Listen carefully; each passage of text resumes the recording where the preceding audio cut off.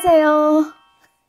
중고차는 유미카의 이음입니다. 오늘은요, 대한민국에 오셔서 정말 열심히 사시고 또 멋진 삶을 살고 계시는 김지은 언니를 모셨습니다. 본인 소개 좀 해주세요. 네. 안녕하세요. 저는 한의사 김지은입니다. 네. 우리 지은 언니는 모란봉 클럽을 꾸준히 보셨던 분들은 아실 거라고 보십니다. 멋진 한의사로 일하고 있습니다. 북한에 있을 때부터 그러면은 한의사를 하셨죠? 북한에서 정진학대학 고려학부를 졸업을 했죠. 그러면 뭐 한국의 한의과대학에 해당을 하니까 졸업을 하고 구역병원에서 내과의사, 소아과의사를 하다가 탈북을 했죠. 그러면은 고향은 어디이신가요? 함경북도 청진이요. 청진시에서 네. 한의사로 일을 하시는데 네. 북한에서 한의사 하게 되면 그렇게 대한민국만큼만 많지는 않거든요. 그렇죠. 그렇죠. 네. 네. 저희 엄마도 그쪽 계통이라서 네. 길가에 가다가 저 선생님이 한의사다. 선생님 하면서 인사를 받았어요. 많이. 그럼요. 네. 네. 정말 사회적으로 존중을 받았던 네. 그런 직업인데 어떻게 그러면 우리 대한민국으로 오시게 됐을까요? 진짜 한국에 와서 제일 많이 받는 질문이에요. 제가 그렇게 질문을 받을 때마다 참 아이러니하게도 제가 의사였기 때문에 탈북을 했습니다. 이렇게 답변을 할 수밖에 없어요. 왜냐하면 우리가 학교에서 배울 때는 무상치료 그렇죠. 다 국가에서 해주는 네. 그렇게 배웠는데 현재 내가 지금 처해 있는 현실은 이 아이 생명이 담당사에 나한테 맡겨져 있는데 내가 살려내지 못하고 있구나 이런 생각이 들 때 굉장히 마음이 힘들었어요. 그래서 이 상황을 탈피하고 싶다 하는 생각도 들었고 또는 어떻게 하면 이 생명을 살릴 수 있을까? 내가 과연 의사로서의 자격이 있나? 담당 의사의 나는 과연 이 상황에서 뭘 해야 되나? 이런 생각이 들어서 되게 심리적으로 힘들었던 시기였어요. 그랬구나. 아무리 힘들어도 그래도 이제 한의사, 의사였던 분이 이렇게 강을 넘는다라는 거는 사실 더 어려운 일이거든요. 정말 극단적인 어떤 결심이 있지 않은 이상은 넘기는 쉽지는 않아요. 어떤 계기로 그러면 넘었을까요? 그렇죠. 아이들에 대한 그 의사로서의 책임감을 다하지 못하는 상황도 물론 제 탈북에 영향을 미쳤고 그 외에 뭐 북한에서 의사랑 한국에서 의사랑 좀 다르니까 네. 우리 삶이 국가에서 월급을 주고 배급을 줘야 유지가 될 수 있는 상황이잖아요. 국가에서 그걸 안 주니까 내가 국가를 배반한다는 생각은 사실 안 했었어요. 근데 주변에서 흉흉한 소문을 듣게 되면 누가 중국 갔다 잡혀왔다더라. 그쵸. 예. 그렇게 하고 노동단련대 몇 개월씩 갔다가 나오면 또 중국 갔다 또 잡혀오고 또 중국 갔다 또 잡혀오고 이러더라고. 계속 가는 거죠. 네. 그래서 내 입장에서는 도대체 저기 뭐 있는데 이런 생각을 했죠. 저렇게 잡히면서 계속 가나. 그렇게 가는 이유가 뭘까? 저렇게 잡혀오면서 내 같으면 안 갈 것 같은데 계속 그걸 보면서 저기 뭔가가 있나 보다. 우리하고 다른 게 뭔가가 있지 않을까? 그런 상황에서 내가 처한 현실과 나도 배고픔과 가족을 먹여 살려야 되는 책임감과 이런 게 한데 어우러져서 나도 가볼까? 사실 그냥 가볼까? 이렇게 생각하고 떠난 거예요. 뭐 거창한 계획 같은 건 애초에 없었고요. 그렇죠. 네. 그렇게 하고 중국으로 딱 나왔는데 내가 북한에서 생각하고 있던 거, 상상하고 있던 거, 교육받았던 것과는 전혀 다른 판이 거기서 벌어지는 거더라고요. 근데 이제 청진시 하면은 그래도 국경지역이랑 좀 떨어진 곳이잖아요. 저희 같은 경우는 국경지역에서 살다 보니까 어느 쪽에 가야지 하면 그냥 가면 돼요. 근데 그렇게 쉽게 강도 넘었고 어디 가서 거처할 곳은 잊고 넘어가신 거예요? 쉽게 강을 넘지는 않았죠. 네, 그렇죠. 그럼요. 예, 그래서 모든 세터민들이 삶을 들어보면 어느 한 사람도 목숨을 내걸지 않은 삶이 없었습니다. 내가 이렇게 얘기를 하게 되거든요. 그만큼 목숨을 내놓고 왔고 나도 그냥 앉아서 죽을 바에는 뭐 그냥 젊었는데 한번 좀 뽀득거리다가 그래도 죽어야지. 그냥 앉아서 무기력하게 죽겠나 이런 생각을 했죠. 그래서 그냥 죽으면 죽으리라 하고 강을 넘게 됐고 혼자서 혼자서 사실은 인솔자도 없이 사람들이 많이 넘어다닌다는 그 무산 계속 거기 왔다 갔다 하면서 조금 살펴봤어요. 국경 지역을 정찰을 하셨네. 네, 나는 한밤중에 안 넘을래 생각을 했어요. 나는 새벽 시간이 넘었어요. 5시 반, 6시. 제일 피곤할 때죠. 그 시간이 뛰었어요. 중국을 향해서. 네, 중국을 향해서 막 뛰었는데 얼음이 녹을까 말까 할 때는 이 신발이 그 얼음에 살짝 붙었다가 짜자작 그 소리 나는데 너무 그 소리가 크게 들리는 것 같다 내 마음에. 근데 들키긴 했죠. 헌한데 뛰니까. 그래서 막 소리를 지르는데 사랑! 부자청 뗐죠. 총 쏘면 그래 맞지 뭐 하고 이렇게 뗐는데 중국 쪽에 딱 가니까 뭐 더는 소리 지르진 않더라고요. 그냥 그래서 결국은 살기는 했지만 되게 막연했죠. 그다음에. 그러면은 그쵸. 예. 일단은 저도 여러 번 강을 넘었지만 넘어가서부터가 또 산 넘어 산이에요. 계속. 뭐 어디를 가셨어요? 북한에서 흔히 말 중에 뭐 죽어 묻힐 것 없고 살아갈 것 없고 그런 말이 있잖아요. 과연 내가 이제 어디로 가야 되나? 막연하게 거기 한참 서 있었어요. 이렇게. 넘기를 넘었는데. 네, 넘기 넘었는데 이제 어떻게 해야 될지는 막연한 거예요. 계획이 있는 거 아니니까. 안쪽으로 들어가면 물론 중국에 친척들이 있기 때문에 갈 수는 있었는데 이제 여기서 내가 뭘 해야 될지는 계획이 없이 왔으니까. 일단 마을을 목표로 걸어갔어요. 근데 걸어가도 그 새벽에 어느 집 문을 떼고 들어가요. 그치. 그래서 계속 그 골목을 이렇게 그냥 빙글빙글 이렇게 거지처럼 하고 돌아다니는데 어떤 아주머니가 딱 나오더니 나의 형색을 딱 보니까 분명히 얘는 물 건너온 애야. 그러니까 딱 봐도 알죠. 나한테 조선서 왔어? 이렇게 묻더라. 거기 사람들 조선이라고 부르잖아요. 그렇죠. 조선족이었네요. 네. 누구네 집에 왔냐? 어디를 갈 거냐 하고 묻는데 그때 눈물이 왈칵 쏟아지는 거예요. 그렇죠. 예. 내가 진짜 죽음을 각오하고 왔는데 갈 곳이 없구나. 이 생각에 눈물이 왈칵 쏟아지면서 내가 이러면서 울면서 갈 곳이 없다고 이랬어요. 그랬더니 아이고. 우리 집에 들어오라. 아이고 진짜 기인이다. 예. 그래서 그 집에 들어갔고 어머니가 그 아침 밥상을 차려놨더라고요. 계란이 있는 거예요. 밥상 위에. 그렇지. 우리가 계란 먹는 거 너무 힘들잖아요. 북한에서. 못 먹죠? 예. 거의. 내 계란을 딱 보는 순간에 내가 이 계란을 몇 년 만에 지금 내 밥상에 놓여 있는 걸 보지? 이 생각을 한 거예요. 그렇죠. 예. 8알인가 삶아놨는데 마음 같아서는 내가 요걸 다 먹고 싶어. 근데 2개만 먹고 밥도 적당히 먹고 숟가락 넣는데 그 숟가락 넣는 순간에 굉장히 아쉬웠어요. 한 숟갈만 더 먹을까? 한 숟갈만 더 먹을까? 이런 마음이 계속 드는 거예요. 눈치가 보여서. 그래도 내가 참아야지 하고 젓기를 그렇게 먹었던 기억이 나요. 그래서 진짜 마음씨 좋은 그 집에 이렇게 며칠 있는데 계속 이 밥에 햇밥을 계속 해주고 고깃국 끓여주고 이런 게 진짜 맛이 있어서 좋기는 한데 너무 부담이 되는 거 있죠. 그리고 눈치 없이 있는 것 같고 그러던 찰나에 어느 날 밖에 딱 내다보니까 마당에 이 밥 덩어리하고 고기 덩어리가 얼어 있는데 마당에 놓여 있는 거예요. 그래서 저거 내가 먹던 건데 저거 데펴서 먹지 않고 어머니가 계속 나한테 미안해서 손님이라고 자꾸 햇밥을 해주나? 그렇게 생각했죠. 어머니 저 밥 먹으면 안 돼요? 하고 물어봤어요. 그러니까 그거 사람 먹는 거 아닌데 저 그러면 누가 먹어요? 그러니까 개 먹으린데 개가 지금 늦게해서 안 먹는다는 거예요. 개가. 그래서 그때 굉장한 충격을 받았죠. 그렇죠. 우리가 북한에 있을 때 내가 사는 내 나라 세상에서 제일 좋아.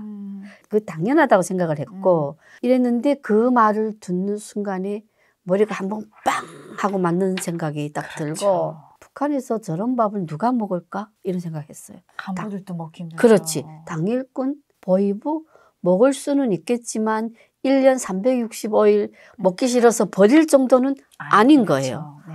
그러면 그 다음 생각이 엄마 내가 걔보다 못한 인생을 산 건가? 이런 생각이 들면서 진짜 충격이었어요. 예. 나는 진짜 그 사회에서 공부를 이렇게 했기 때문에 늘 고맙다는 생각, 빚지고 있다는 생각을 마음속에 계속 가지고 있었거든요. 근데 그걸 보는 순간에 완전히 이거는 배신이죠. 배신감이 팍 들었고 그다음부터 너무 충격이어서 그 이후에 그 집 주인집 어머니가 말씀을 하시는데 제가 며칠 동안 말을 안 했대요. 그래서 이후에 조금 정신을 차리고 아 내가 이런 거라면 다시 가고 싶지 않아. 이래서 안 가게 된 거죠. 예, 처음에는 뭐 내가 한국까지 온다는 생각도 안 했고 중국에 친척집에 가서 쌀이나 좀 먹을 거 구해가지고 집에 도로 가야지. 왜냐하면 6살 된 아들도 있어요. 아이고야. 가족을 먹여 살리겠다고 내가 왔기 때문에 그런 상황을 보면서 우선 너무 충격이 커서 아이 생각은 확 잊어버렸고요. 나는 돌아가지 않으리라. 이런 생각을 했죠. 그러면은 거기서 이제 친척집까지는 안내를 해주셔서 네, 우리 고모한테 전화해서 결국은 내가 고모 집까지 갈 수가 있었죠. 그러면 고모 집까지 들어가서 내가 한국으로 가야 되겠다. 이런 생각을 얼마 만에 가졌어요? 그때까지는 하지는 않았어요. 근데 그냥 되게 기분 나빴던 게 아니 연변 사람들은 한국을 꿈이 나라라고 생각을 하는 거예요. 맞아요. 우리는 세상에 거짓대가 울거리는 남조선이라고 생각을 하고 있었는데 어떻게 이럴 수가 있지? 나는 그때까지만 해도 대한민국이 그렇게 잘 사는 나라인 줄 몰랐어요. 그냥 여기가 곡창지대니까 배는 한국물 정도로 살겠지. 네, 그렇지. 그래서 우리도 통일되면 쌀 나눠 먹을 수 있어서 좋겠다 이런 말을 했잖아요. 네. 그래서 그 정도로만 생각했지 연변에 있는 조선족들이 이렇게 몇만 원씩 돈 빌려가지고 가짜 결혼이라도 해도 내가 한국에 갈 거다. 이런 생각을 하리라는 생각은 꿈에도 안 했죠. 그렇죠. 예. 연변 쪽에 가게 되면은 조선족들이 한국은 꿈의 나라라고 생각했고 그러니까요. 북한 사람 하면 정말 무시했거든요. 못 사니까 이게 나라가 못 살아서 그러니까. 그래요. 네. 그런 상황에서도 또 꼴에 또 자존심은 있었어요. 그거밖에 없어요. 그거밖에 내세울 게 없죠. 근데 고모가 좀 자랑했겠어요. 북조선에서 우리 조카가 의사다 이러면서. 자랑이죠 또. 네. 이게 얼마나 큰 파장을 미칠 줄도 모르고 고모는 자랑을 하는 거예요. 할머니 돼가지고. 그래가지고 의사라는 소문이 조금은 그 주인집에서 알았고 그 주인집 이모가 언젠가 나보고 그러더라고요. 남한에서 어떤 아저씨가 왔는데 우리 집에 북조선에서 온 의사가 있다니까 만나보고 싶어 한다. 한번 만나지 않을래? 이런 거예요. 내가 벌쩍 뛰었죠. 일단은 북조선에서 왔다는 말을 한다는 자체도 굉장한 당신은 공포심이 컸고 내가 왜 남조선 사람 만나요? 이런 생각을 한 거예요. 왜? 그래서 그냥 처음에 그렇게 끝났는데 이 이모가 자기도 그쪽에다 뭐 말삐친 게 있는지 계속 나한테 얘기를 하는 거예요. 한 번만 만나자. 한 번만 만나자. 그래가지고 내가 그리고 만나자 그랬죠. 근데 조건이 있다 그랬어요. 정치에 대한 말은 우리 하지 맙시다. 그 다음에 두 번째로 자존심 상하거나 비상하는 말은 하지 않았으면 좋겠다. 이 조건만 지켜준다면 만난다 이랬거든요. 내가 늘 이 이야기를 다른 데서 할 때면 이 마음속으로 굉장한 부끄러움을 느껴요. 그리고 이 등골로 식은땀이 쫄르르 흐르는 것 같아. 너무 창피해가지고. 중국에 나오니까 한국 사람들이 이렇게 잘 사는데 우리보다 더 잘 산다는 것에 상당히 놀랐고 자존심이 상했는데 이 사람이 나를 만나서 기분 꼴리게 하면 어떡하나 짜증이 나서 이런 생각 했었으니까 아무튼 그렇게 해서 만남이 성사가 됐어요. 우리가 보통 반가운 사람을 만나거나 할 때 신발을 밖에서 뭐 투닥투닥 하는 소리가 막 들려. 급히 오는 이런 게. 그럴 때가 우리가 반갑게 만날 것 같은 어떤 예감이 드는 거잖아요. 그날 그랬어요. 내가 잊혀지지 않는데 여름이었어요. 굉장히 더웠는데 내가 먼저 그 집에 가서 이렇게 앉아있고 나중에 그분이 들어왔는데 그런 소란스러운 발걸음과 그 신발을 급히 저 안에 있는 사람 내가 빨리 보고 싶어 이런 마음이 나한테까지 느껴지는 그런 느낌으로 문을 딱 열고 젖발자국 딱 디디면서 와 진짜 덥다. 그죠? 어머 첫마디에 나는 당신이 나한테 어떻게 말하면 내가 그 다음 말을 어떻게 받아쳐야지 하고 그냥 온몸이 그냥 솜털까지 바짝 마주쳐서 긴장하고 내가 절대 북조선 사람으로서 꿀리지 않을 거야. 이렇게 하고 있는데 와 진짜 덥다. 그죠? 이게 첫마디였어요. 정말 친근한 사람처럼 다가왔구나. 거기서 엄마 이게 뭐지? 내가 와르르 무너지면서 네 그러네요 하고 하면서 마음속에 내가 그냥 오래전에 동네에서 만났던 오빠 있잖아요. 오늘 진짜 덥다 그지 않니?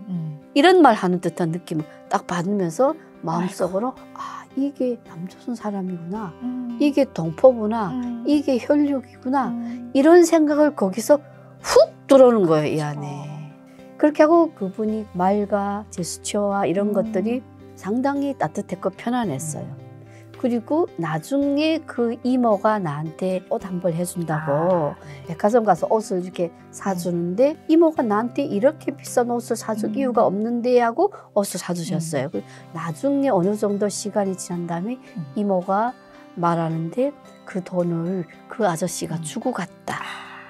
그 아저씨가 너한테 그 돈을 주면 네가 자존심 상해할까 봐 자기한테 주면서 언제 옷 한벌 해주라고 자기가 주는 것보다 아주머니가 해주는 게 나을 것 같다며 주갔대요. 진짜 마음이 깊은 분이시다. 그러니까요. 그래서 내가 남조선 사람이 다 이렇다면 거부할 이유가 없다. 그렇죠. 우리가 북조선에서 배웠던 양육강 쓰기 판을 치는 썩고 병든 자본주의 택도 아닌 거예요. 그때부터 한국에 대한 책, 신문, 굴러다니는 건 눈에 보이는 대로 읽으면서 한국에 대해서 다시 생각을 하게 되죠. 그때부터 서서히 이제 앞이 세상이 보이는 거죠. 네. 네.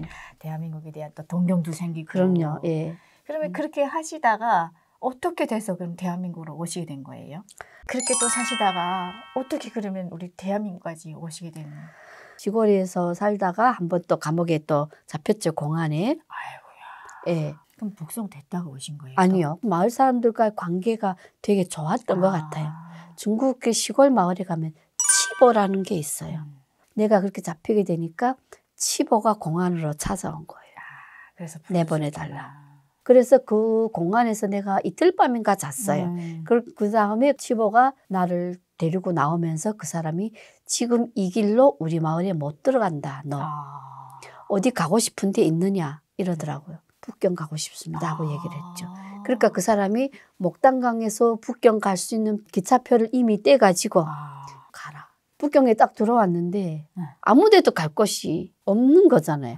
북경 앞에 가본 사람도 알겠지만 엄청 사람이 많을 뿐 아니라 엄청 넓어요. 맞아요. 예. 한 데도 갈 곳이 없는데 저 앞에 분홍색 치마 저고리 입은 그 간판이 보이는 거예요. 그 앞에 가서 뚝 서 있으니까 그분이 밥 먹을 거냐고 이랬는데 아니라고 그냥 여기 일자리 찾아왔다. 나를 이렇게 아래로 이렇게 훑어보더라고요. 밥은 먹여줄 수 있고 재워줄 수는 있지만 월급은 줄 수 없다 그러더라고. 그래서 내가 그렇게라도 좋다 그랬어요. 어쨌든 다른 데 안 가고 여기 있다는 게 어디예요? 먹고 자고 할 수 있는데 있다는 그래서 먹고 자면서 그 집에서 설거지하고 구정물 버리고 책상 닦고 잔심부름 하면서 그렇게 있었는데 어느 날에 나한테 이러더라고요. 너를 계속 우리 집에 둘 수 없어. 자기가 일자리 하나 소개해 주는데 가겠냐 이러더라고요. 밥하고 빨래하는 거다 이러더라고요. 근데 갔는데 왕징에 있는 민박집. 왕징이면은 우리 대한민국 사람들 굉장히 많이 들어가는 곳이에요. 예. 북경에서 왕징이면. 예. 그래서 그 집 민박이더라고요. 거기서 그 사람들이 하는 일은 한국에서 오는 남자랑 중국에서 결혼 때문에 가는 여자들이 거기서 만나서 뭐 후조 받고 며칠 자고 비자 받고 서로 얼굴 이렇게 보고 뭐 이런 거 그런 민박이에요. 거기서 밥 해주면 된대요. 어느 날에 그 집 아저씨가 나보고 어디 같이 가자는 거예요. 북경역으로 가는 거예요. 어느 순간에 사람들이 막 웅성웅성거려서 딱 보니까 기차가 내려왔고 나보고 저 사람들한테 가서 우리 집으로 민박 손님들을 삐끼 있잖아. 삐끼 했구나. 우리 집이 깨끗합니다. 우리 집으로 갑시다. 그렇지. 그래가지고 삐끼 우리 집에 손님 데려오라는 거예요. 아 진짜 자존심 너무 상할 뿐 아니라 못하겠는 거예요. 나 그거 너무 좋아했는데. 그래서 진짜 못했어요. 아 그래요? 말이 안 떨어져서? 말이 안 떨어지는 거예요. 좀 진짜. 비유가 있어야 돼요. 예. 네. 그러던 찰나에 광고가 나왔는데 밥하는 아줌마를 구한다는 거예요. 한번 지원을 해보자. 근데 그분은 한국에서 오신 대학 교수인데 18살 되는 딸과 15살 되는 아들이 있어요. 이번엔 제대로 들어가셨네. 네. 완전 한국 사람 내 완전 집으로 들어가신 집으로 거네요. 들어갔죠. 대학 와이프는 교수님 내 집으로. 그때 당시에는 저도 이제 여러 번 복송을 당했지만은 감옥에 가게 되면 동기들 있잖아요. 다 감옥 동기들은 다 뜻이 같은 사람들이잖아요. 복송됐으니까. 그러면 그때 당시에 한국 사람 내 집에서 일하다 온 사람들이 그렇게 부러운 거예요.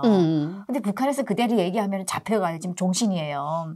근데 이제 한국 사람 내 집에서 밥 해주고 빨래 해주고 가정부를 했다면은 그 사실 밥 해주고 빨래 해주면 그냥 진짜 가정부잖아요. 그치. 근데 우리한테는 너무나도 큰 거예요. 너무 부럽고. 편안했어요. 나도 그 집에 있으면서. 어떻게 하면은 한국 사람 내 집에 가정부로 들어갈까. 난 운이 좋았던 거죠. 운이 좋았던 거예요, 언니는. 운이 좋았는데 와이프는 교사여서 와이프는 못 오고 그분만 와 계셨어요.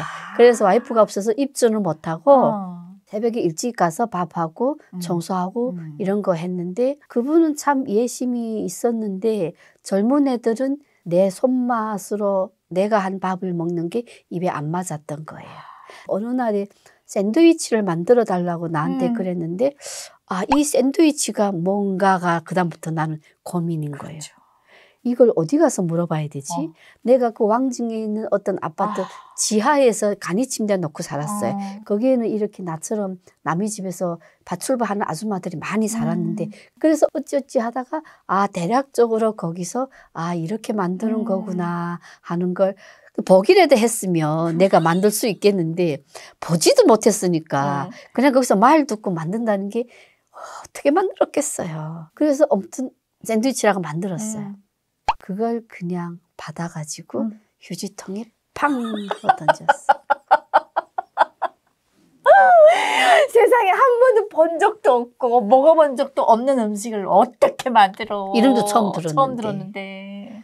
그랬는데 속상했겠다. 네, 되게 많이 속상했고 그럼에도 불구하고 나도 엄마잖아요. 미안하더라고요. 그럼요. 예. 그리고 그 교수님한테도 되게 미안했고 그런데 교수님이 어느 날에 나한테 자기는 괜찮은데 애들이 조금 힘들어해서 아무래도 여기 오래 있지 못하겠다. 이렇게 하면서 자기가 잘 알고 있는 다른 교수님 댁으로 옮기면 어떻겠느냐 소개를 해주신 거예요. 진짜 고마워요. 얼마나 고맙습니까? 그러니까 뭔가 사연이 있는 것 같다는 생각을 했다는 거예요. 그때까지도 북한에서 온 걸 모르셨고. 아무도 모르죠. 당연히 아무 말도 안 했죠. 그렇게 해서 다른 여자 교수님한테 소개를 해준데 처음에 딱 만났어요. 우리 집에서 같이 살면 안 돼요? 이러더라고요.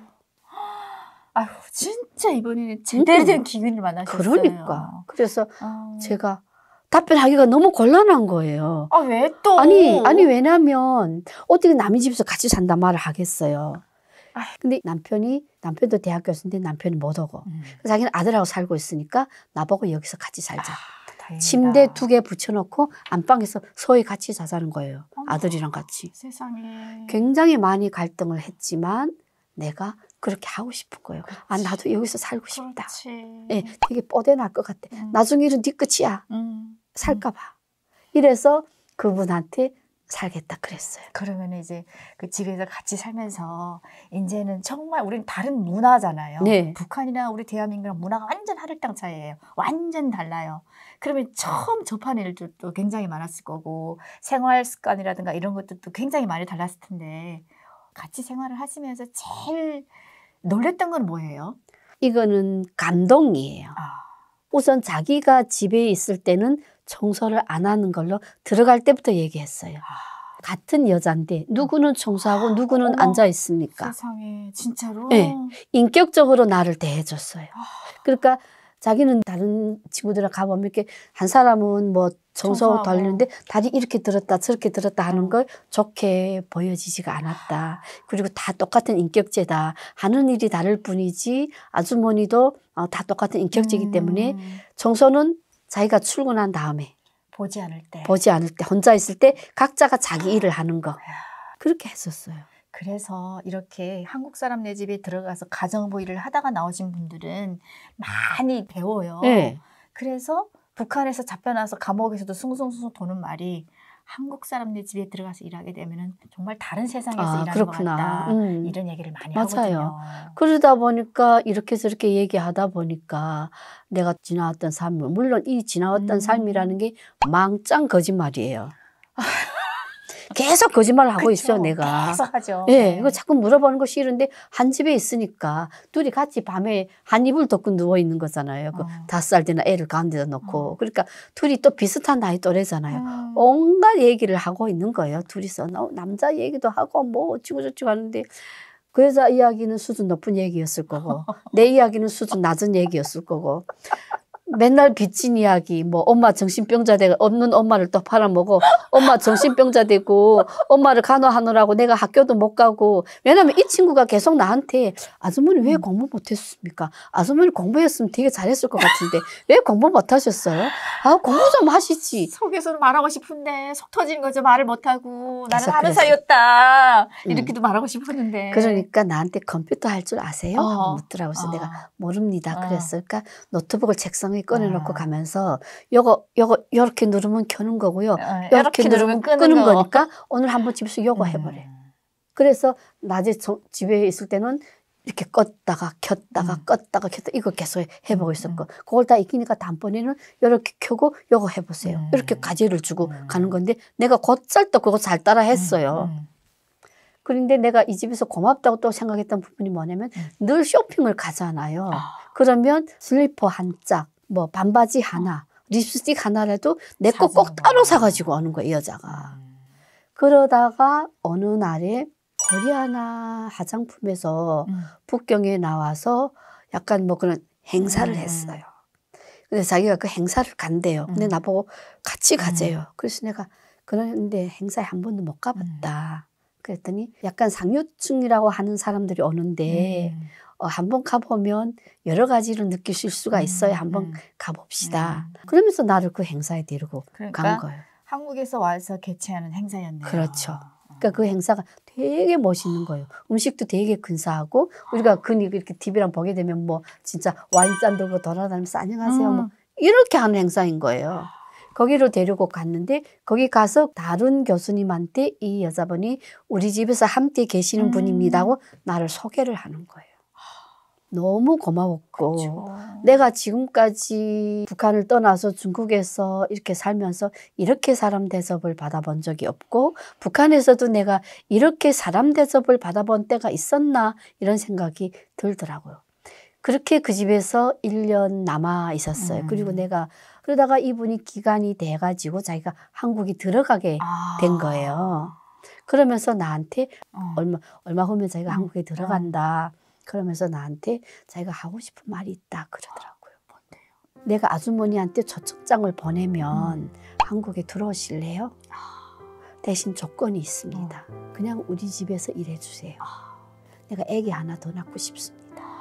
너무 좋게 보셨나 보다. 그러니까 둘이 굉장히 친했어요. 우선은 예 하고 답변을 했죠. 그렇지만 내가 갈 수 없다는 걸 알아요. 증명서도 없고 그 뭐 초청장이 오면 누가 그걸 수속을 하는데. 그래서 이제 거의 이제 남편도 오게 와서 짐 꾸리고 이럴 임박이 될 때 내가 생일이 7월이에요. 생일상을 차려줬어요. 그러면서 내가 그때 막 울었죠. 그때 내가 사실 내가 솔직하게 얘기하지 않은 게 있다 하고 얘기를 한 거예요. 드디어 이제 갈 임박이고 마지막 생일이고 하니까. 네, 사실은 내가 북한에서 왔다. 북한에서 무슨 이렇게 일하다가 이렇게 해서 내가 탈북을 했는데 지금 이러고 있다 이렇게 하니까 막 울더라고요.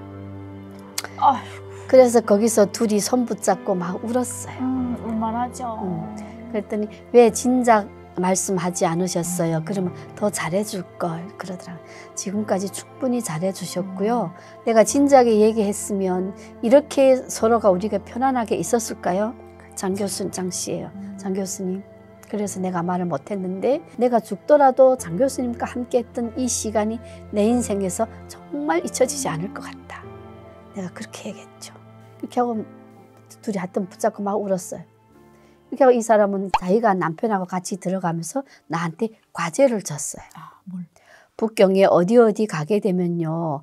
한국문화원이라는 곳이 있습니다. 거기가 가게 되면 한국에 대한 여러 가지를 느낄 수 있을 겁니다. 그렇죠. 이러더라고요. 그래서 내가 그분이 간 다음에 한국문화원에 처음 갔죠. 그래서 거기서 한국 책, 영화, 신문, 월간조선 그냥 닥치는 대로 거기서 책을 읽기 시작해. 아침에 문 열기 전부터 문 앞에 이렇게 쪼그리고 앉아있다가 퇴근할 때 되면 집에 가기 싫어가지고 그냥 그 사람들이 어떤 때는 나 때문에 기다렸던 사람도 있어요. 제일 기억에 남았던 건 뭐예요? 그때 당시 한국에서 법무부 장관이 새롭게 선출이 됐었는데 이 법무부 장관이 이틀 만에 사퇴를 해요. 네, 그 사퇴했던 이유가 그 이틀 사이에 주말이 끼었는데 골프 치러 갔어요. 그 사이에 하여튼 무슨 일이 생겼어요, 한국에서. 그걸 처리하지 못하고 골프하러 간 거예요. 내가 생각하건대는 그 법무부 장관쯤 하게 되면 굉장히 큰 위치이고 그렇죠. 한데 여론과 언론과 한국 사람들이 지탄해가지고 결국은 그 자리에서 물러나게 하더라고요.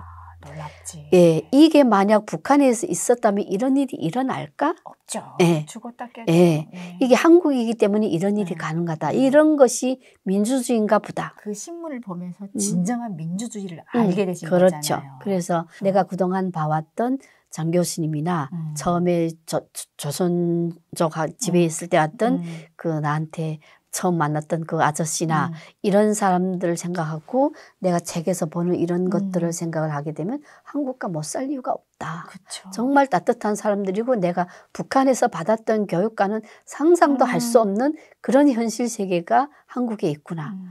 그때 한국에 가야 되겠다 이런 생각을 가지고 있었는데 한 2달 있다가 그 장 교수란 분한테 전화가 온 거예요. 그때 한국에 가야 되겠다 이런 생각을 가지고 있었는데 한 2달 있다가 그 장 교수란 분한테 전화가 온 거예요. 자기가 계속 어떻게 하면 한국에 데려올까 이런 생각했는데 알아보니까 심지어 자기 수업을 듣고 있는 애 중에 탈북자가 있더래요. 어떡해. 얼마나 노력했겠어요, 이분이. 그러니까. 그래서 걔를 조용히 불렀대요. 야, 너 어떻게 왔니? 내가 아는 분 중에 이런 사람이 있어서 내가 좀 한국에 데려가고 싶은데 어떻게 하면 데려올 수 있을까? 하니까 얘가 어떤 브로커하고 연관된 단체를 소개를 해준 거예요. 그래서 이 교수가 거기 또 찾아갔어요. 난 이 사람 데려오겠다. 그러니까 거기서 돈이 든다. 그러니까 돈 내가 되겠다. 무사히 데려가면 달라. 그래서 한국에 왔답니다. 나 세상에 진짜 언니의 스토리는 정말 영화 같은 스토리예요. 그렇게 해가지고 그 교수님이 결국에는 손을 놔주셔서 대한민국에 그렇죠. 예, 왔고 나는 그 정착금 받은 다음에 그분이 지불했던 그 금액을 지불을 했고 그렇죠. 갚으셨죠. 당연히 네. 예, 당연히 인사도 갚고 했을 거고. 그럼요. 지금은 언니 동생으로 너무너무 잘 지내고 있고요. 그때 당시 5살 됐던 아이 내가 걔를 중국 유치원에 데리고 다녔어요. 받쳐불을 구하고 싶었던 이유는 그 5살 되는 아이를 중국 유치원에 데려가고 데려오는 아줌마가 필요해서. 엄마 입장에서는 그렇잖아요. 걔가 적응. 근데 내가 당시 중국말을 좀 하고 있었고 이러니까 5살짜리 애가 지금 몇 그 아이가 살이야? 20살 넘었어요 이제. 아이고야. 네, 그래서 한국 와서 만났고, 예, 그 교수님하고는 뭐 자주 만나고 얼마 전에도 만나고. 그러면은 이제 또 다시 돌아와서 교수님께서 설을 놔주셔서 일단은 비행기 타고 오셨을 거 아니에요. 그때 기억은 아직도 나시겠죠? 그때 기억 나죠. 왜냐하면 비행기 타고 온다 해서 무조건 오는 건 또 아니에요. 또 미얀마 갔다가 미얀마에서 라오스 갔다가 라오스에서 태국 오고 이러는데 라오스에서 태국 그 메콩강에서 배를 타려고 하다가 라오스에서 잡힌 거예요. 아이고야. 그렇게 해서 미얀마 감옥에 갔었고 미얀마 감옥에서 다시 중국 감옥으로 왔고 거기서 또 꽤 있었어요. 중국 감옥에서. 그러면 그렇게 하고 다시 나와서 한국까지 들어오게 됐죠. 태국 가서 위조 여권 만들어 가지고 한국에 들어오는데 잊혀도 안 져요. 인천공항에 거의 떨어질 임박에 늘 공항에서 하는 말 별치 않은 말이지만 그 말이 그렇게 나한테 확 박혔던 것은 15분 후면 인천공항에 착륙하게 됩니다. 내리실 손님들은 준비해 주세요. 뭐 이럴 때 내가 이제 다시는 돌아갈 수 없는 곳으로 왔구나. 중국에 있을 때까지만 해도 가자꾸나 하면 갈 수 있어요. 그렇죠. 어떤 맞아요. 식으로도 예, 가서 처벌 받더라도. 근데 여기 이제 이렇게 오게 되면 정말 언제 다시 갈지 모르는 곳으로 왔다. 내가 언제 다시 갈 수 있을까? 내 죽기 전에 가볼 수 있을까? 이런 생각을 하면서 인천공항에 뚝 비행기가 다 도착을 했을 때 그 망감에 교차하는 이제 쫓기는 일은 없겠다 하는 희망도 있었는데 맞아요. 이 사회에서 우리를 어떻게 봐주고 여기서 내 미래는 어떻게 될까 하는 굉장한 막연한 두려움, 불안 있죠. 이런 게 있었죠. 그러면 이제 처음 우리 대한민국 첫 발을 디딘 것이 정말 거대한 인천공항이잖아요. 네, 딱 그렇죠. 도착했을 때 사실 그 마음속으로는 조금 부담감도 있고 걱정도 되고 하지만은 또 그 풍경은 무시 못하거든요. 말 못합니다. 네. 말 못합니다. 그때 그 해가 그 인천공항이 개통한 지 얼마 안 됐던 때예요. 이게 공항이냐 궁전이냐 하는 생각이 들었고 나오다가 화장실에 들어갔는데 이게 화장실이 아닌 거예요.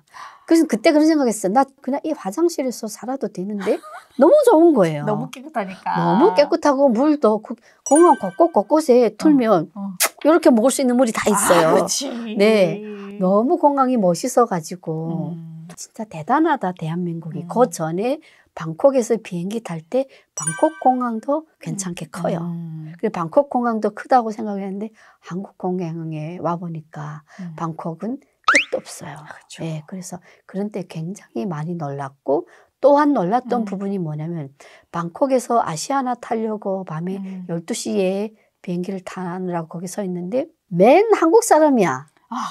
한국말이에요. 맞아. 예, 그래서 진짜 우리가 북한에서 생각하기에는 한국이 뭐 못 살고 이런 생각을 많이 해서 과연 돈이 있을까 하는데 이렇게 여행을 다닌다는 거는 삶이 윤택하다는 그렇죠. 거잖아요. 그렇죠. 생활이 좋다는 거잖아요. 그런 걸 보면서 또 다시 한번 대한민국의 저력을 생각을 하게 됐죠.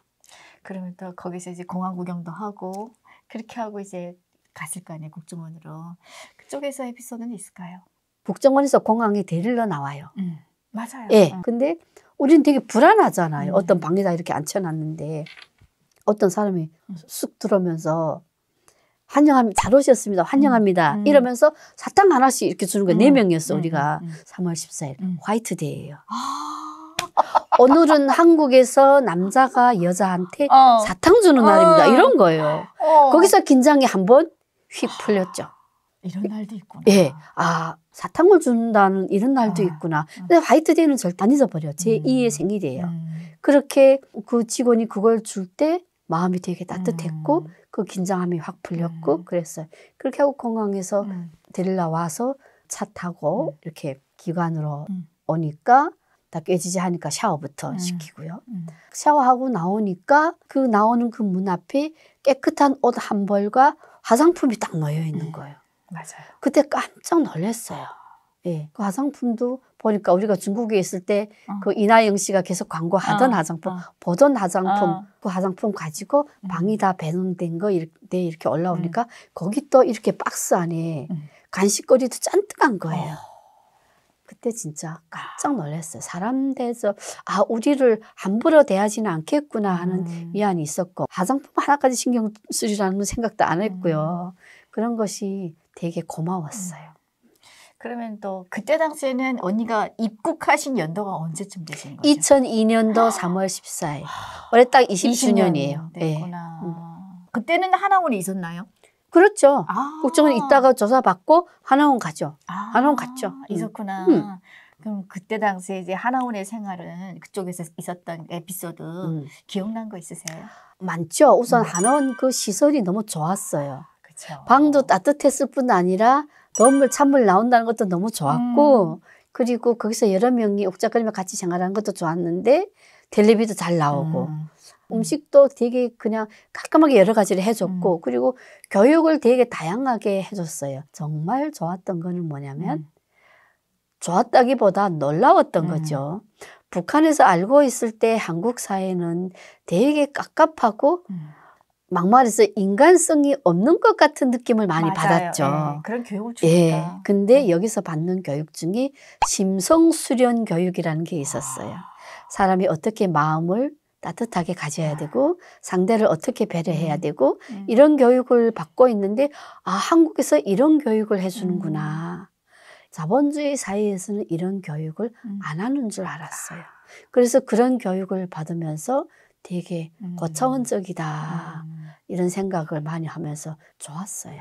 또한 놀랐던 건 뭐냐면 자원봉사자들이 되게 많이 왔어요. 맞아요. 그게 충격이었죠. 한국은 돈만 나는 사회인 줄 알고 이 사람들이 돈 안 받고 이거 자원봉사 한다고 믿어야 돼 말아야 돼. 처음에는 그런 생각을 했죠. 그렇죠. 다 하죠. 근데 있다 보니까 진실로 이 사람들이 돈 안 받고 와서 우리한테 이런 걸 가르쳐 주는구나 이런 생각을 할 때 이 사회에 대해서 다시 한번 생각을 하게 되는 거죠. 맞아요. 그러면 이제 하나원 국정원에 있으면서 우리 대한민국 음식들을 드셔보신 중에 제일 잊을 수 없었던 음식이 그런 게 있었나? 무조건 다 맛있었어요. 그럼 제일 맛있었던 걸로 기억한 게 뭐가 있었어요? 뭐 냉면도 맛있었고 그리고 명절이나 이럴 때 떡이 왜 그렇게 다양하고 예뻐요? 그렇지. 떡이 너무 다양했어요. 떡이 너무 다양하고 예쁠 뿐 아니라 떡 안에 참깨 들어가는 거잖아요. 근데 우리는 그런 참깨 들어간 떡을 한 번도 못 먹어봤고 그다음에 참기름. 예, 참기름 고소한 냄새도 너무 맛있고 그다음에 진짜 지금 생각하면 별것도 아닌데 신라면이 너무 맛있을 뿐 아니라 그 있잖아요. 김, 예, 구운 김 요만한 거. 맛있었지. 그걸 그냥 맹거 먹어도 그렇게 맛있을 수가 없어요. 맞아요. 예, 그런 것들이 진짜 야 이제 이런 것을 마음대로 먹을 수 있다는 생각을 하니까 사실은 너무 좋았죠. 그렇죠. 아무튼 그러면 그렇게 이제 하나원까지 마치시고 이제 사회에 나오셨잖아요. 이제부터는 삶의 전쟁이에요, 사실은. 진짜 무엇부터 어떻게 해야 될지 내 스스로가 개척을 해야 되잖아요. 그치. 오기는 왔는데 그렇게 그리던 대한민국 땅까지. 제일 처음으로 해보신 일이 그럼 뭐였어요? 제일 처음에 해본 일이 다단계였죠. 왜냐면 이게 한국에 집 잡고 이렇게 딱 나온 다음에 아무것도 할 일이 없는 거잖아요. 그쵸. 일단 머릿속이 하얗죠. 시장에 가 저는 그냥 다 TV도 3만 원 주고 준 걸로 샀고 옷도 입던 옷을 샀고 그다음에 그때는 길바닥에서 뭐 500원짜리 막 떠리 같은 것도 많이 팔았어요. 네, 맞아요. 그랬었어요. 처음에는 뭐 돈을 절약해야 된다는 명목하에 그런 걸 샀고 그랬는데 어느 날에 교회에 이렇게 아는 분이 전화를 와가지고 자기가 같이 갈 곳이 있대요. 한국 사람들이 뭘 하고 어떤 삶을 살고 있는지 한번 볼 필요가 있지 않겠냐, 집에 있는 것보다. 그게 제가 주민등록증을 한국에 와서 받고 한 달이 안 됐을 때 일이에요. 그렇게 하고 갔는데 사람들이 어떤 큰 방에 진짜 열심히 정말 정열적으로 막 뭘 상의를 하고 있더라고요. 그 방에 들어서서 그런 모습을 보는 순간 살아 숨쉬는 뭔가 약동하는 열정이 넘치는 이런 느낌이 드는 분위기가 거예요. 그렇죠. 예. 그러면서 와 진짜 나도 이 사람들과 같이 있는 거구나. 뭔지는 모르지만 같이 섞이고 싶다는 생각을 했죠. 근데 그게 후에 알고 보니까 네트워크 회사라고 GTS라는 다단계였어요. 근데 다단계라는 말은 관심 없고 네트워크 회사라는 말에 관심 있는 거죠. 맞아. 북한에 있을 때는 외래어를 쓰지 않다 보니까 맞아. 이 네트워크라는 단어가 지금 생각하면 별것도 아닌 단어잖아요. 그때는 되게 유식한 단어인 맞아. 거예요. 그래서 야, 나 진짜 외국 회사에 취직하나 봐. 그렇지. 이렇게 하고 거기에 등록을 했고 그다음부터 교육을 들었고 하는데 솔직히 네트워크가 합법적도 있고 합법이 아닌 것도 있잖아요. 그렇죠. 그래서 제가 뭐 이 직종 자체에 대해서 뭐 비하하거나 이렇게 싶은 생각은 없어요. 맞아요. 그렇지만 나처럼 아무 연고도 없는 사람이 잘 할 수 있는 직업은 아니었어요. 그때 당시에 언니가 그 얘기하니까 저도 기억나는데 동네에서 야, 쟤 취직했어. 어디야? 나 네트워크 회사에 취직했어. 와, 부럽다. 쟤는 어떻게 왜 이렇게 그러니까. 대기업이 들어갔나 보다. 그러니까. 근데 다단계야 하면 다단계 하나원에서 하지 말라 했잖아. 네. 교육을 주잖아요. 그렇죠. 다단계는 나쁘다. 맞아요. 그러니까 네트워크라 하니까 네트워크는 좋은 데다. 다단계를 하지 말라고 그랬는데 그 교육을 줄 때 나도 그랬어요. 다른 사람 해도 나는 안 할 거야. 얼마나 교만해. 나는 안 할 거야 했는데 내가 제일 먼저 하고 있어요. 그리고 전화하는 거예요. 뭐 하나원 원장님한테 전화해서 원장님 제가 나오자마자요. 진짜 좋은 직업을 가졌거든요. 그 하나원 원장 지금도 만나면 자 너도 깝깝하다. 지금 용됐네 하면서 그러고 있는 거거든요. 그걸 처음에 사실은 했었는데 되게 잘할 것 같았는데 한 3, 4개월 지나면서 아 이게 내가 할 수 있는 일이 아니구나. 그리고 뭔가를 성공을 하려면 피땀을 흘려야 된다고 생각했어요. 노동을 해야 되는구나. 내가 땀을 흘리지 않고 이렇게 그냥 말로 벌어먹으려고 하니까 안 되는구나. 그래서 그러면 내가 뭘 하지? 그렇게 하면서 그때 당시 가로수, 교차로 이렇게 신문들이 나오니까 그게 뭐 구인구직란이 있잖아요. 그걸 보고 전화를 하는 거죠. 컴퓨터 할 줄 압니까? 모르는데요. 네, 알겠습니다. 다시 전화 드릴게요 하고 전화 끊는 거예요. 그때까지만 해도 정말 다시 전화 드릴게요 하게 되면 정말로 그분이 다시 전화 주는 줄 알았죠. 그렇죠. 네, 하염없이 기다렸어요. 그렇죠. 네. 오늘 내일 전화기를 진짜 잠잘 때도 옆에 두고 안 오더라고요. 그런 것들이 몇 번 반복되다 보니까 한국 사람들은 다 거짓말쟁이인가? 그렇게 생각할 수 이렇게 있죠. 오해를 하기 시작을 하는 거예요. 그래서 상대방에 대한 예의라는 건 생각지도 못하고. 그렇게 한 1, 2년이 지나면서 아 나중에 전화 드릴게요 하는 이런 문화는 한국에서 일종의 거절이 표시이고 이해하기까지는 시간이 걸리고 그 사이에는 어쩔 수 없이 대한민국과 문화가 다르기 때문에 한국 사람들에 대한 오해를 가질 수밖에 없어요. 이런 거는 한국 분들도 알고 계셔야 되지 않을까 싶어요. 그렇죠. 네. 언제부터 그러면 한의사 일을 하시게 된 거예요? 이렇게 계속 하다 보니까 일이 안 되는 거잖아요. 근데 당시 언론에서는 탈북자들이 뭐 누가 오라 해서 왔나, 쟤네끼리 오라 말도 안 했는데 자기네끼리 이렇게 막 무리지어 들어와 놓고 제대로 정착도 못하고 사회를 이렇게 혼란스럽고 무슨 이슈가, 탈북자 이슈가 터질 때마다 뭐라고 말하는 거예요. 그런 말을 들을 때 마음이 되게 아팠고 이 사회에 잘 적응을 해야 되겠다. 우리가 잘 정착을 해야 그렇죠. 한국 사람들한테 저런 말을 안 듣겠구나. 그렇죠. 어떻게 하면 내가 잘 정착을 할 수가 있을까? 나도 그중 한 사람이니까 내가 가장 잘 할 수 있는 일을 해야 되겠구나. 그러면 내가 뭘 제일 잘하지? 나는 한의사니까 침 넣고 그렇죠. 약 지어주고 이거 제일 잘하는데. 그렇죠. 그래서 한의사 자격을 다시 받아야 되겠구나 하고 생각을 했던 거예요. 그러면 그렇게 한의사 자격 받는 것도 쉽지는 않았을 텐데. 쉽지 않죠. 그렇죠. 공부 다시 해야 되는 거잖아요. 예, 그게 한의사 자격을 받으려면 우선 통일부에서 한국 학력을 인정을 받아야 되는 거고 교육부 시행 시책 몇 조 몇 항에 의하여 한국의 한의대 6년을 졸업한 자와 동등한 자격 이것까지 받았어요. 그리고 뭐 기본적으로 이 의대, 치대, 한의대 이런 경우는 학교를 졸업하게 되면 국가고시 시험을 칠 수 있는 자격을 줘요. 우리가 국가고시 이런 거 하잖아요. 그 고시 시험을 쳐야 한의사가 되는 거예요.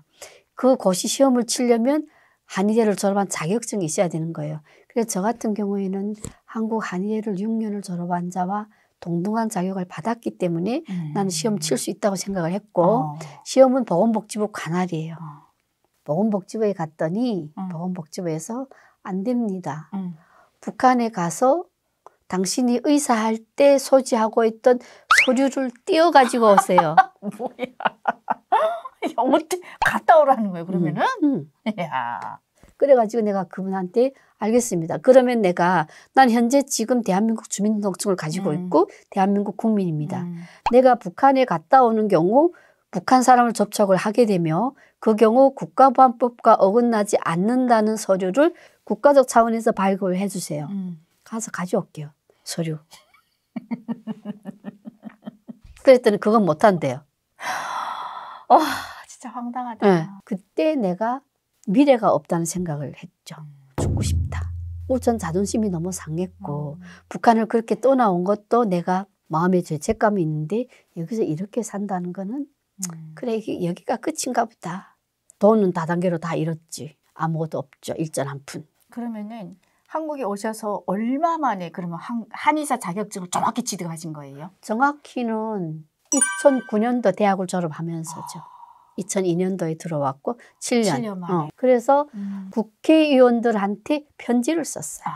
북한에서 내가 7년 대학 졸업, 5대 7년이에요. 7년 대학 졸업했고 내가 한 10년 정도 의사 생활을 했지만 한국에 와서 내가 바로 의사 되겠다는 건 아니다. 의사 될 수 있을지 시험 한번 쳐보려는 거다. 근데 시험이 안 된다면 어떡하냐. 그렇죠.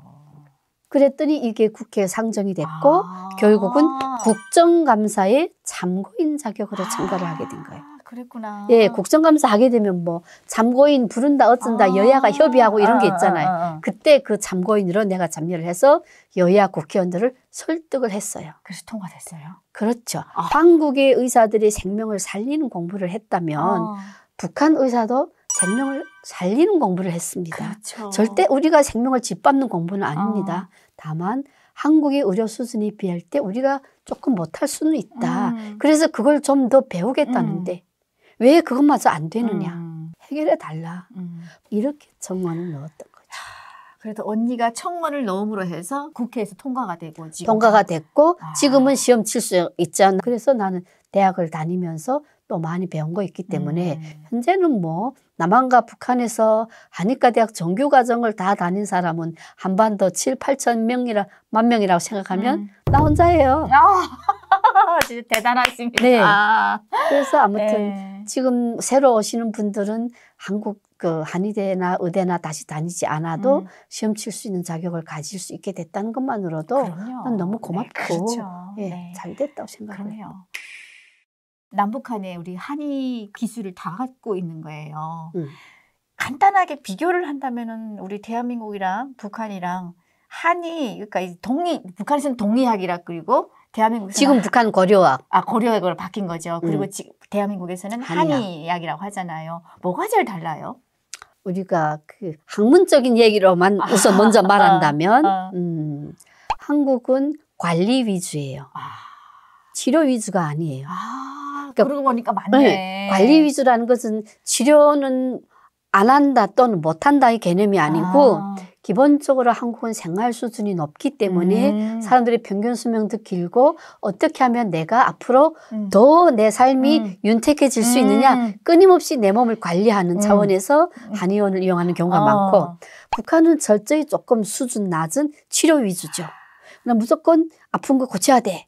이런 치료 위주다 보니까 뭐 간경변이든 간암이든 또는 뇌출혈이든 한방으로 많이 하거든요. 침으로. 예, 침으로, 약으로 많이 하는데 한국은 그런 사람들 한의원 오게 되면 큰일 나는 거예요. 안 되죠. 이런 부분이 학문적으로 다른 거고 또한 다른 부분은 한방에 대한 인식이에요. 북한은 한방에 대한 인식이 되게 좋아요.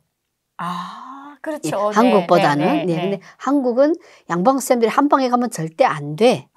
이런 인식을 한국 분들은 많이 가지고 계시고 이런 병은 한방에 가면 안 돼. 예를 들면 간경변은 한방에 가면 안 돼. 이런 인식을 한국은 가지고 있고 북한은 그렇지는 않죠. 어떤 치료도 충분히 한방으로 갈 수가 있어. 이런 것들이 좀 다르고 또 학문적이 아닌 경우는 일반적인 사람들이 생활 수준에서 생각을 한다면 내가 제일 사람들한테 저 질문을 받으면서 놀랐던 부분은 병원에 환자 많아요?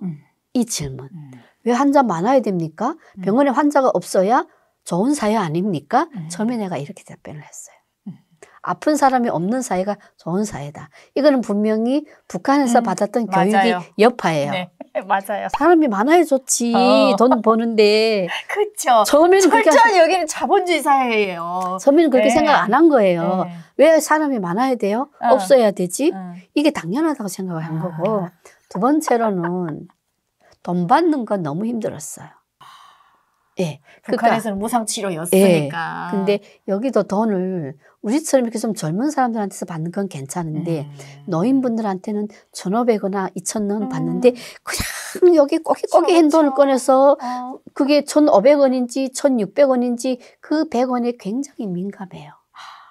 근데 내가 진짜 침 몇 대 놔주고 그 돈을 받을 때 안 받고 싶다 하는 생각이 들 때가 많고 내가 이 돈을 받는 것에 대해서 사람들이 나보고 돈밖에 몰라. 돈에 밝혀. 뭐 이런 생각을 하지 않나? 이런 생각을 처음에 되게 많이 했었어요.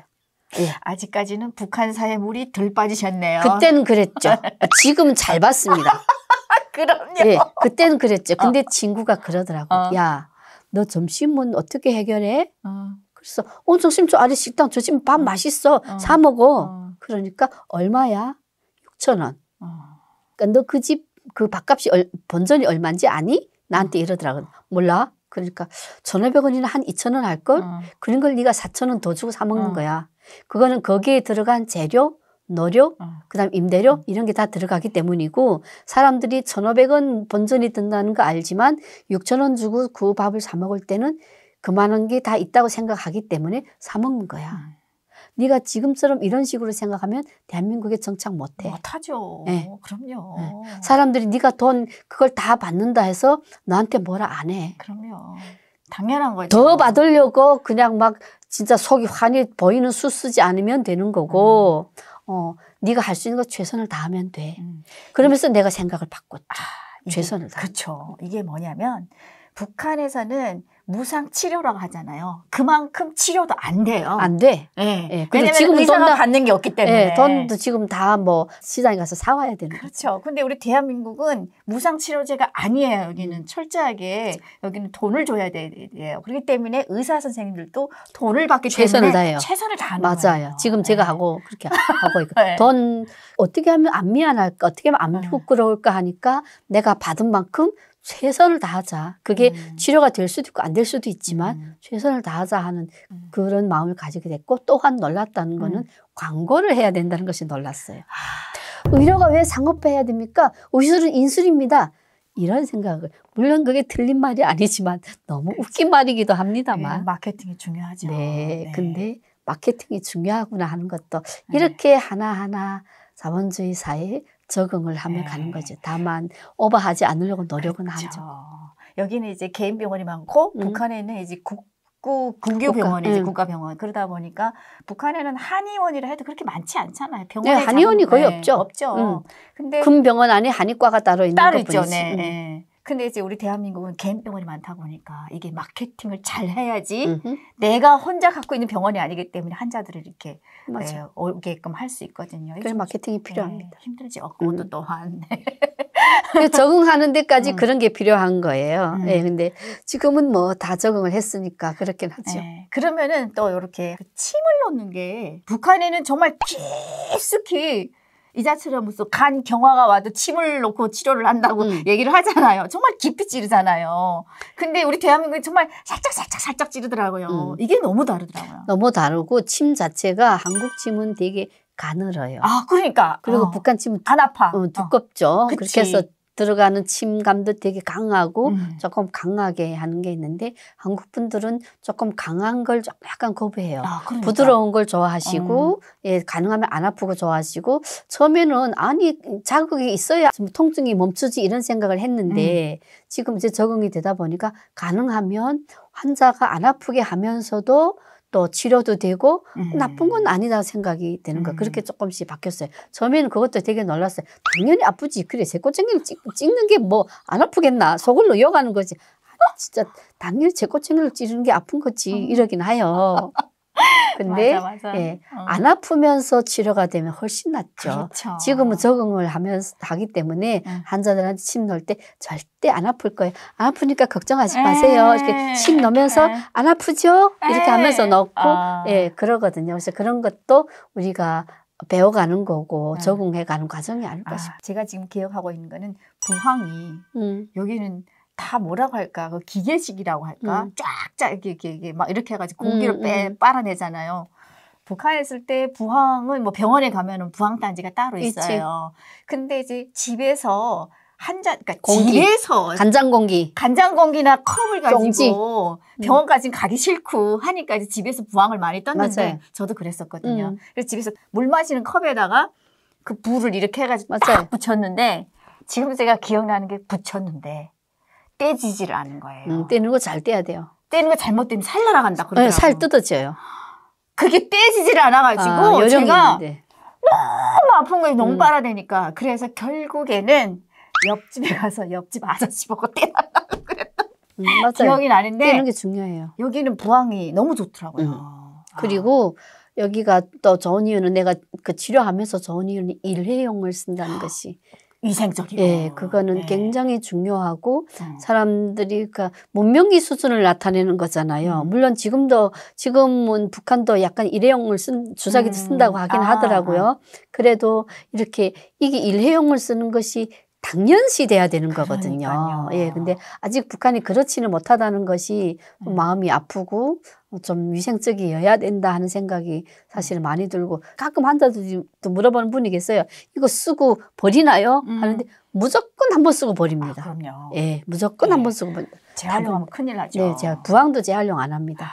그런 부분들이 너무 좀 놀랍고 예, 그랬어요. 중국으로 넘어가시기 전에는 대한민국까지 오실 계획도 없었고 생각도 못 하셨는데 중국에 살면서 보니까 언니가 봤던 북한이랑 돌아가는 세상은 정말 달랐잖아요. 그러다 보니까 자식도 있는 품으로 못 돌아가시고 먼저 일단 혼자 대한민국으로 오셨는데 북한에 남아있는 아들을 지난번에 방송에서 데리고 오셨다라는 얘기 들었는데 어떻게 그럼 연락해서 데려오셨을까요? 그 아들을 제가 북한에서 두고 올 때는 그냥 내가 금방 가서 쌀만 구해가지고 올 거라고 생각하고 유치원 가서 금방 갔다 올게 이렇게 하고 온 거예요. 그 기간 동안 내가 뭐 죄송하다 미안하다 이런 마음을 아무리 가지고 아무리 말로 수백 번 해도 해결이 안 될 수 있는 그 시간이었고 본인도 아이도 굉장히 힘들었겠지만 그동안에 그래도 가끔 통화를 하고 그러긴 했습니다만 애가 계속 안 오겠다고 했죠. 그러다가 이제 자기도 어느 정도 크게 되니까 그 사이가 미래가 없다는 걸 생각을 했고 네, 한국에 오겠다서 왔는데 결국은 만난 것이 6살 때 헤어지고 20살에 만났을까? 14년 만에. 14년 만에 20살에 만났을. 그러니까 그냥 진짜 이렇게 품에 안고 있던 애기였는데 청년이 돼서 만난 거예요. 그 긴 세월을 사실은 말해서 뭐 하겠어요. 나는 진짜 여기에 와서 아이들이 울음소리만 들어도 가슴이 덜컹했어요. 우리 애인가? 이런 생각이 들고 처음에 몇 년 동안은 뭐 백화점이나 이런 데 가면 아이 매장에 가서 지금 7살이면 요만하게 됐을까? 8살이면 요 옷을 입으려나? 9살이면 요 옷을 입으려나? 이런 때도 되게 많았었고 그랬었어요. 근데 어쨌든 오는 것도 아이 선택이기 때문에 사실은 쉽지 않았죠. 그랬는데 본인이 그래도 오겠다 하니까 데려왔어요. 예. 그러면은 14년 만에 이제 아들을 만나시는 거잖아요. 제일 처음으로 해주신 게 뭐였어요?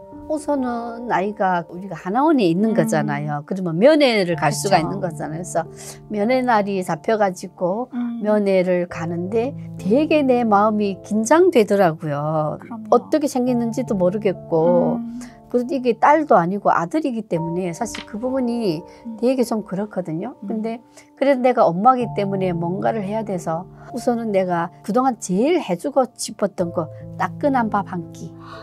예, 이거 계속 생각했던 부분이어서 그때 퇴근해서 장 봐가지고 밤새껏 했는데 얘가 뭘 좋아하는지 모르는 거잖아요. 그렇죠. 예. 6살에 헤어졌으니까. 예.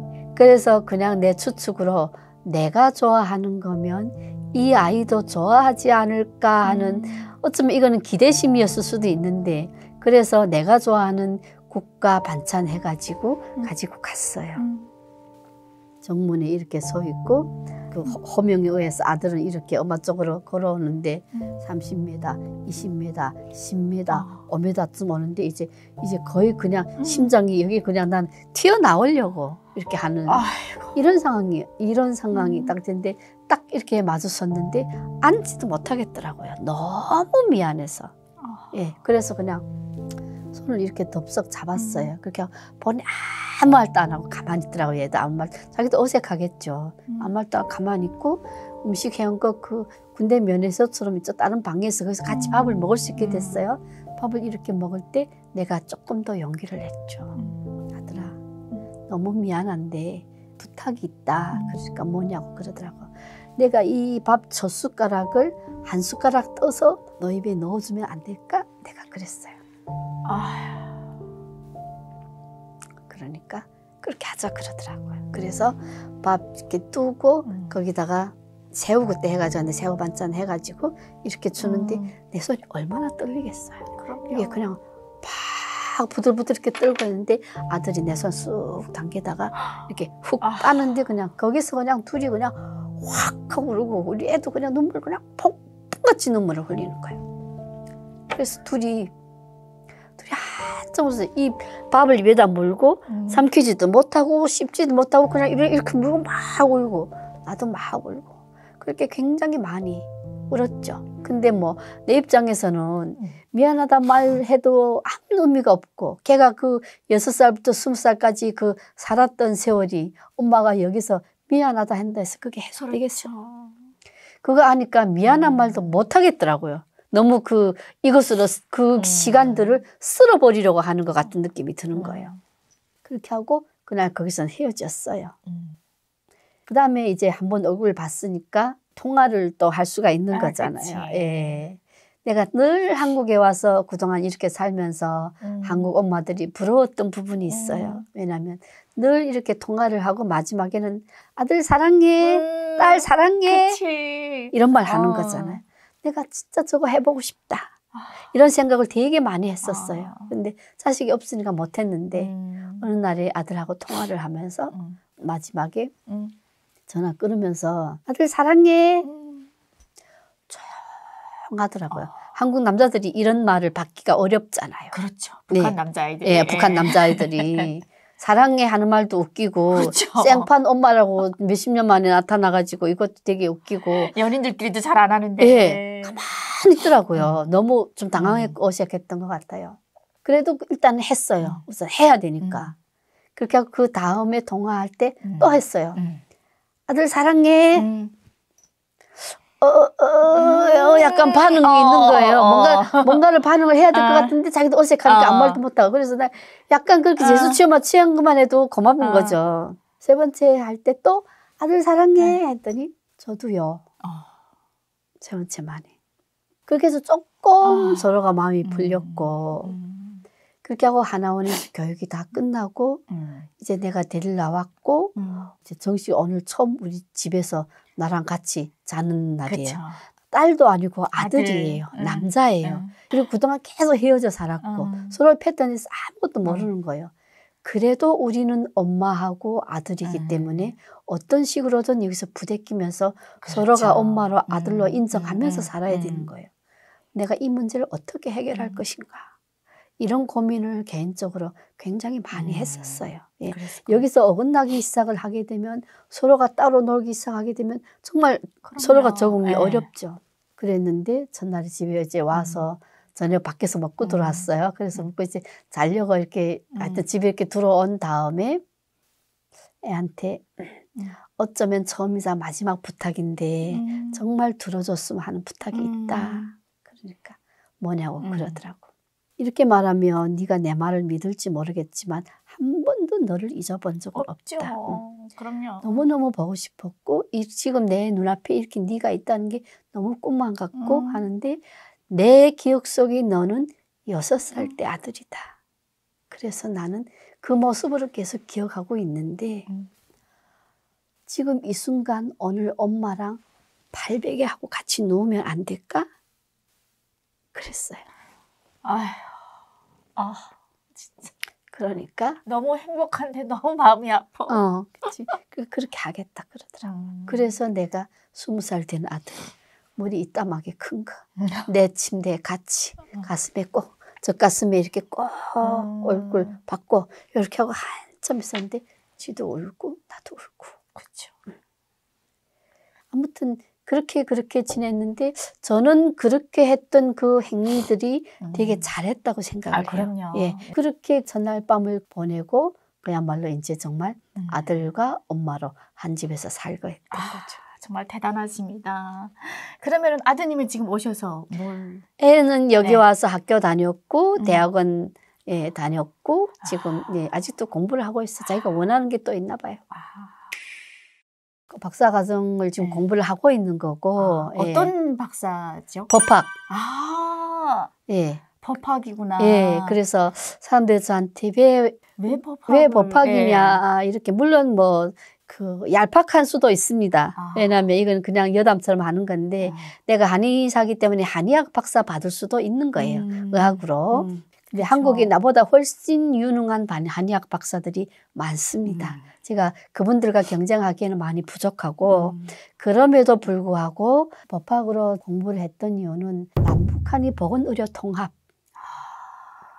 모든 통합이 되든 어찌든 뭔가를 함께 하려면 어떤 기준이 있어야 돼요. 그것이 바로 법이에요. 그럼요. 예. 근데 의료법과 관련된 남한이든 북한이든 양쪽에서 다 의료를 공부한 사람은 우선은 제가 밖에 없고 법학을 해서 서로가 연구를 해서 좀 더 잘된 통합이 됐을 때 좀 더 혼란을 줄이고 좀 더 발전적으로 나갈 수 있는 그런 법안들은 어떤 것이 있을까? 이런 것을 위해서 미래를 위해서 제가 법학을 선택을 했고 이제 공부 다 끝났고 올해나 내년까지 박사 논문을 쓰면 돼요. 정말 멋지십니다. 진짜 젊은 나이에도 하기 힘든 공부를 진짜 멋있어요. 누구든 해야 된다고 생각을 하고. 해야죠. 근데 시작이 사실은 중요하기 때문에 이걸 지금 한다 해서 제가 뭐 앞으로 남북 뭐 통합에서 큰 일을 하거나 저는 이렇게는 생각하지는 않아요. 그렇지만 누구든 발자국 떼놓으면 내 뒤에 오는 어린 사람들이 그걸 발판으로 해서 올라가고 하게 되면 그 친구들이 세대에는 뭔가를 할 수 있을 거잖아요. 그래서 누구든 그걸 해줄 수 있는 어른이 필요하지 않을까. 내가 그 어른이 될 수 있으면 돼보자 해서 시작을 합니다. 정말 멋지시고 훌륭하십니다.